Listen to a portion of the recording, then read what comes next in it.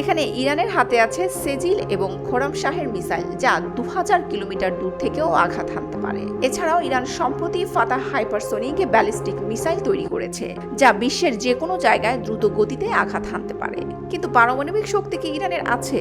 এর উত্তর দেওয়া কঠিন, কারণ অনেকে মনে করছেন ইরানের দখলে আছে পারমাণবিক শক্তি, কিন্তু সেটা এখনো অজানা। এর মূল কারণ, আমেরিকা এখন পর্যন্ত ইরানে সরাসরি হামলা চালায়নি। কে জানে, ইরান হয়তো পারমাণবিক অস্ত্র তৈরি করে ফেলেছে, কিন্তু সেটা এখনো নিশ্চিত নন। অন্যদিকে ইসরায়েলের হাতে আছে জেরিকো 3 ক্ষেপণাস্ত্র, যা প্রায় 6500 কিলোমিটার দূরত্বেও আঘাত হানতে সক্ষম। আর হ্যাঁ, তারা প্রায় 90টা পারমাণবিক ওয়ারহেড নিয়েই দাঁড়িয়ে আছে। যদিও ইসরায়েল আজ পর্যন্ত নিজেদের পারমাণবিক শক্তির কথা প্রকাশ করেনি, তবে বেশিরভাগ বিশেষজ্ঞরা মনে করছে ইসরায়েলের হয়তো পারমাণবিক শক্তি আছে।